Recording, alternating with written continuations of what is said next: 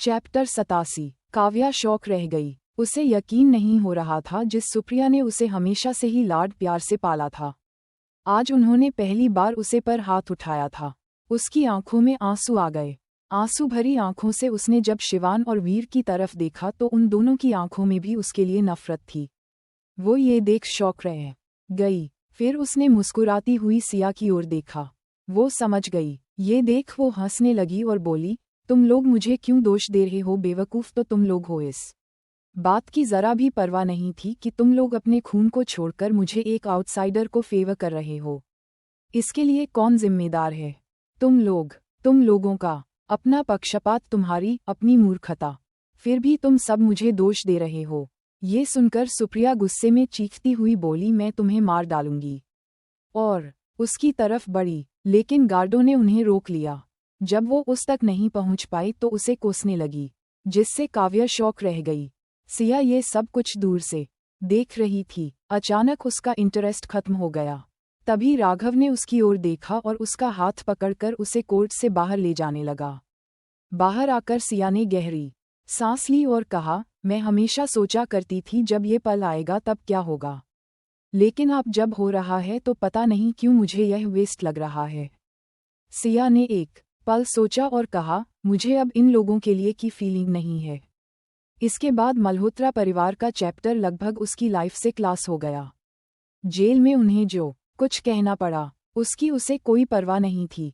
अगर वह ठीक से गुजर कर लेते हैं तो उनके लिए अच्छा होता, वरना वो इतनी भी क्रूएल नहीं है जो उन्हें वही सब झेलने की दुआ करे हो उसे सहा था। राघव को लगता कि अभी सिया बहुत नर्म दिल है, अगर उसका बस चले तो वह उसकी 10 गुना ज्यादा कीमत वसूलता। सिया अब तक राघव को इतने अच्छे से पहचान चुकी थी कि उसकी आंखों से उसके थॉट्स का पता लगा सकती थी। उसने कहा, उन पर अपना टाइम वेस्ट मत करो। अगर उन्हें भी मेरी तरह बर्दाश्त करना पड़ेगा तो भी कुछ नहीं बदलेगा। और वैसे भी मुझे उनके गिल्ट की कोई परवाह नहीं। अब मेरे लिए उनका होना ना होना मैटर नहीं करता। उनके बारे में सोचने से ही मुझे गुस्सा आता है। सिया ने एक गहरी सांस लेकर कहा।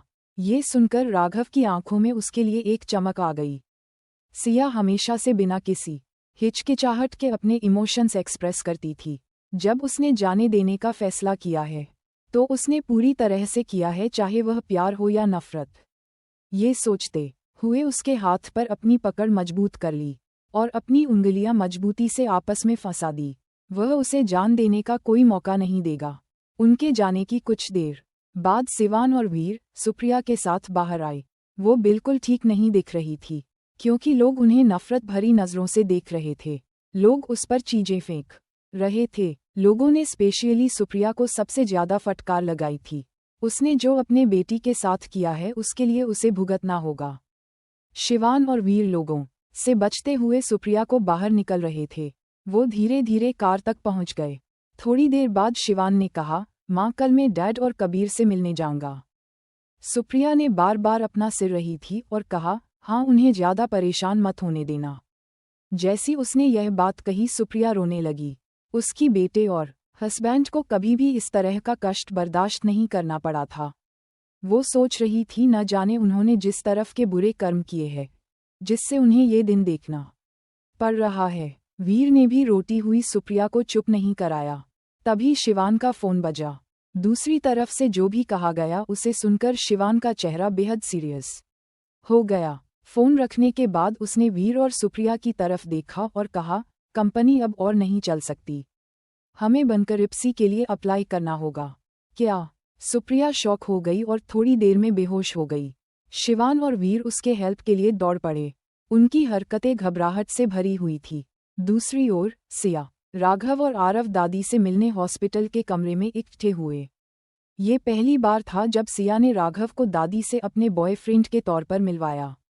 दादी ने कोर्ट रूम में जो कुछ भी हुआ उसके बारे में सुना और सिया को सिंपैथी के साथ देखकर कहा, तुम्हारे साथ बहुत गलत हुआ है।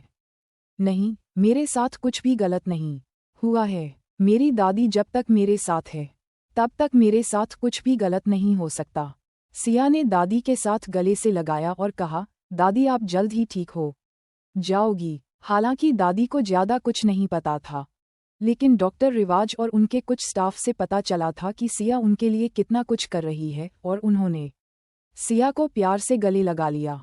वो सभी बैठकर आराम से बात कर रहे थे। आज काफी समय बाद सबके मूड अच्छे थे। तभी दादी ने उनके सामने एक पेस्ट्री की डिमांड रख दी, जो सिया उसके लिए पहले लेकर आई थी। ये सुनकर आरव अपनी जगह से खड़ा हो गया और सिया की ओर देखते हुए बोला, सिया मुझे बताओ वह दुकान कहाँ है, मैं जाकर लेकर आता हूँ। दुकान ढूंढना मुश्किल था, क्योंकि उसका नाम नहीं पता था। सिया ने खुद जाने के बारे में सोचा और राघव की तरफ देखा है, जिसने कहा, तुम जो, मैं दादी के साथ यही रहूंगा। सिया ने फिर हिलाया और आरव के साथ चली गई, जबकि राघव ने दादी के पास आकर बैठ गया। उसने दादी की ओर देखकर कहा, दादी बताएं आप मुझसे क्या बात करना चाहती थी। राघव बहुत तेज था। वो जानता था कि दादी का सिया और आरव से पेस्ट्री मांगने का मतलब सिया को दूर भेज कर उसके साथ कुछ प्राइवेट बातें करना था, और शायद सिया को भी यह बात समझ आ गई होगी, इसलिए वह चली गई। दादी तुरंत कुछ नहीं कहा, बल्कि राघव को ध्यान से देखा। उन्होंने देखा राघव ने फिर से चश्मा पहन लिया है, जो एक वृद्ध व्यक्ति से मिलने पर उसको सहज बना रहा था। दादी उसके सौम्य और जेंटलमैन व्यवहार से खुश थी, खासकर यह जानने के बाद कि वह एक यूनिवर्सिटी का प्रोफेसर है, जिससे राघव की इमेज उनके दिमाग में और भी ज्यादा स्ट्रांग हो गई। फिर भी उनकी अपनी कुछ चिंताएं थी। मिस्टर शेखावत, आप जानते हैं कि सिया का मल्होत्रा परिवार के साथ क्या सिचुएशन है। उनके लिए वापस लौटने का कोई रास्ता नहीं है। उसकी माँ की तरफ से सिर्फ मैं हूँ, एक बूढ़ी महिला, और अब आरव उसका अडॉप्टेड भाई। क्या आपके परिवार को इससे कोई प्रॉब्लम होगी? पलन की भागम रसिया दोनों। नहीं, अपनी फैमिली बैकग्राउंड के बारे में कोई चर्चा नहीं की थी। और दादी को सिया की परवाह थी।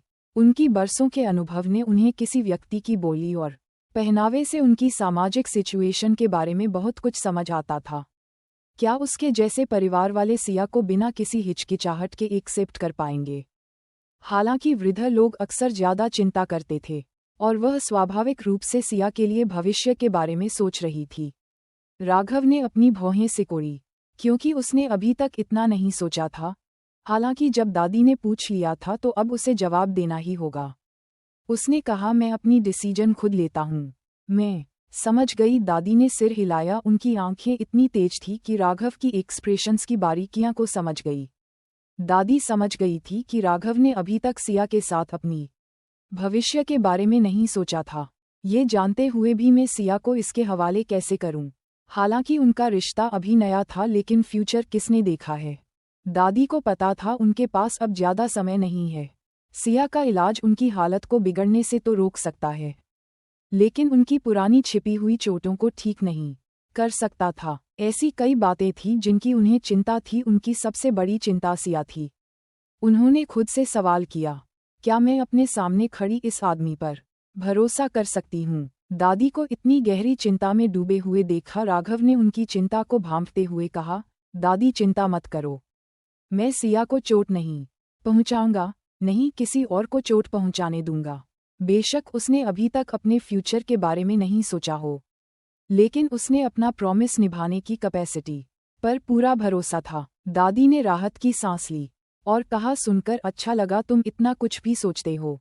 वो कुछ देर रुकी और बोली, अगर किसी दिन तुम्हें लगे कि सब ठीक नहीं चल रहा है तो उससे आराम से बात करना, उसे ज्यादा परेशान मत होने देना।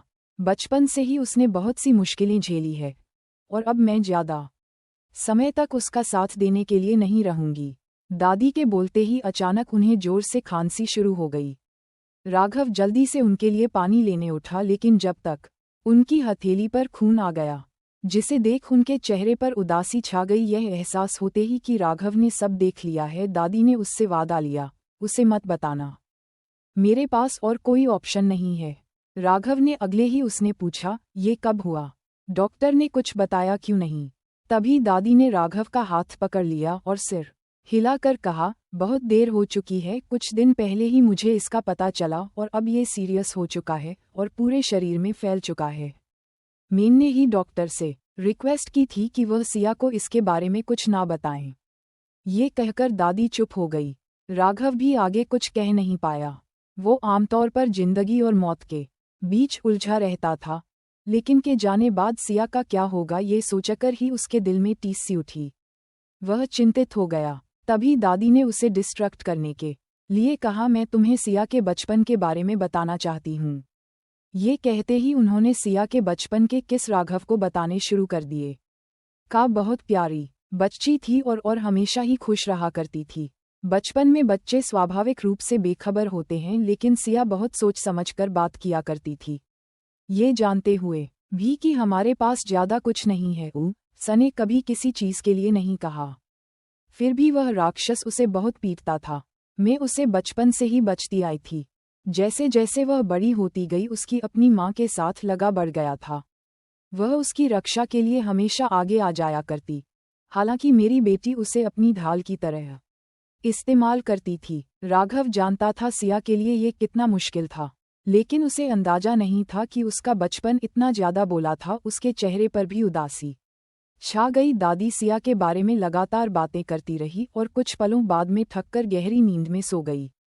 राघव समझ रहा था कि दादी यह कहानी से क्यों बता रही है। वह चाहती थी कि उसे पता चले कि सिया के लिए जिंदगी कभी आसान नहीं रही थी और उसे भविष्य में कभी उसे चोट नहीं पहुंचाना है। मैं जानता था कि दादी को अभी उसे पर भरोसा नहीं हुआ है। हालांकि वह इमोशन से काफी दूर रहा था और इनमें पड़ना भी नहीं चाहता था, लेकिन उसे पल में वह चाहता था कि वह दादी को आश्वस्त करें कि सिया उसके साथ हमेशा खुश रहेगी। जब सिया और अब वापस लौटे तो दादी तब तक सो चुकी थी और राघव भी कमरे में कहीं नहीं दिख रहा था। श्री शेखावत कहाँ है? क्या वे चले गए? आरव ने पूछा। अब क्या होगा आगे जानने के लिए सुनते रहिए मेरी कहानी का अगला एपिसोड और कमेंट करके बताइए मेरी स्टोरी आप लोगों को कैसी लगी। लाइक कीजिए, शेयर कीजिए, कमेंट कीजिए और सब्सक्राइब करना ना भूलिए।